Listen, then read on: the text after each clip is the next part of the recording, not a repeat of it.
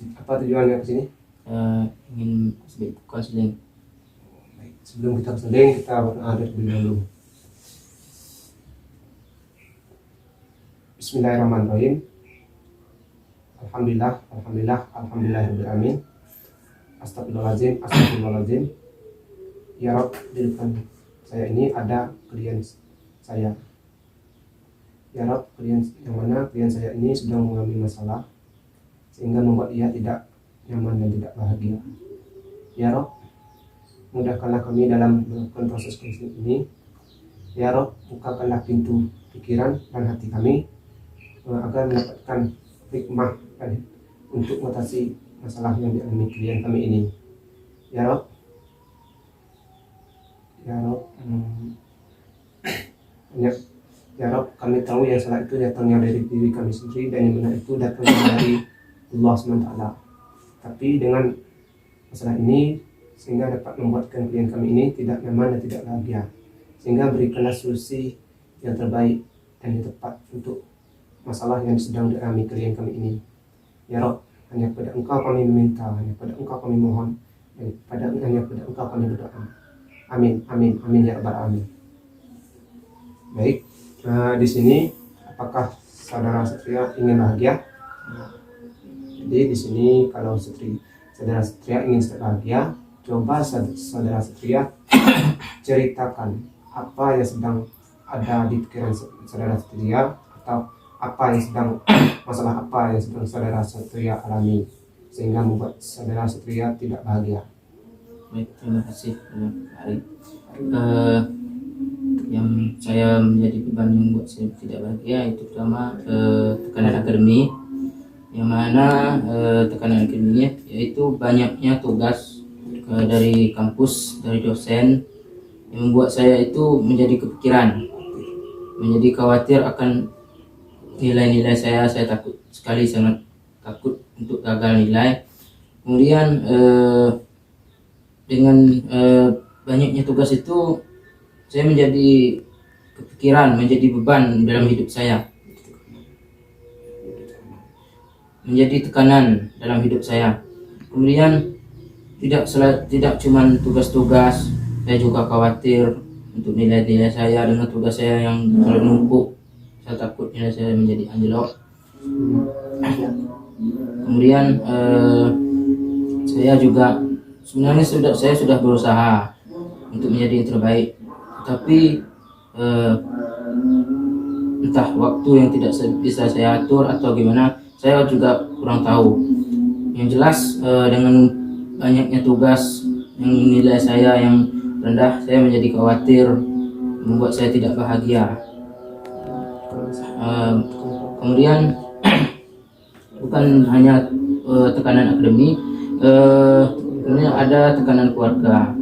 Tekanan keluarga ini yaitu orang tua saya itu selalu membandingkan saya dengan orang lain. Dia itu ingin yang terbaik sama seperti teman-teman saya. Saya sebenarnya sudah berusaha, tetapi kita tahu kan semua orang itu pasti menjalani hidup yang berbeda. Kemudian bukan cuma itu, orang tua saya ini ingin yang terbaik, sementara saya sudah berusaha untuk menjadi yang terbaik. Jadi dengan ini saya menjadi beban pikiran, menjadi gelisah. Saya mikirkan bagaimana saya ke depannya, bagaimana saya selanjutnya. Saya pun sekarang menjadi malu untuk keluar menemui teman saya, seolah saya ini tidak berguna dalam keluarga saya begitu. Kemudian ada tekanan masa depan. Itu tekanan masa depan ini yang mana kalau tadi nilai saya menjadi anjlok, pastinya akan berefek untuk masa depan saya. Bagaimana dengan cita-cita saya nanti ke depan? Saya sangat khawatir bagaimana dengan pekerjaan saya. Sedangkan orang yang memiliki nilai yang tinggi saja mencari pekerjaan yang susah, apalagi seperti saya. Jadi tiga hal ini membuat saya sangat-sangat kepikiran. Kemudian saya tidak bahagia, menjadi tekanan dalam hidup saya. Jadi saya mohon kalau ada solusi dari Bapak Ari, mungkin itulah beban dalam hidup saya. Baik. Jadi masalah yang sedang saudara Satria alami ini yaitu ada 3. Yang pertama ada tentang tekanan ekonomi, yang kedua ada tentang tekanan keluarga, yang ketiga ada tekanan masa depan. Jadi antara 3 ini saya tidak bisa memberi solusinya untuk semua ini, tapi harus pilih salah satu saja masalah yang kita bahas pada hari ini. Menurut Pak Satria, masalah apa yang ingin Pak Satria bahas pada hari ini antara 3 itu? Tekanan akademi saja. Baik, jadi sudah pasti dengan akademi sudah siap. Baik, di sini saya akan memberikan solusi atau cara untuk mengatasi masalah tekanan akademi yang sedang Satria alami. Jadi caranya yaitu yang pertama, yang mana saudara Satria harus mengatur target atau membuat target akademi yang terarah atau teratur sesuai dengan kemampuan Satria. Jadi Satria harus sesuai kemampuan, maksudnya itu Satria contohnya seperti dia melakukan pelajaran itu sesuai kemampuan saja. Kita membuat tugas itu sesuai dengan kemampuan Satria. Tidak boleh berlebihan atau tidak boleh ingin mengikuti teman. Selanjutnya Satria harus bisa mengatur waktu.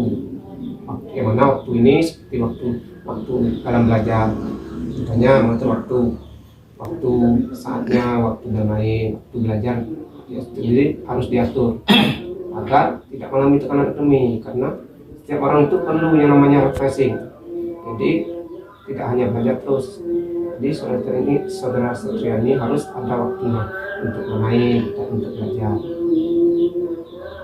Berarti harus dibagi waktunya. Selanjutnya yaitu saudara Satria harus menerapkan metode pembelajaran yang bervariasi. Tidak hanya pembelajaran itu saja. Jadi kalau pembelajaran itu saja, saudara Satria akan bosan, akan mengalami tekanan akademi. Jadi saudara Satria boleh belajar, belajar tidak hanya belajar satu mata kuliah saja.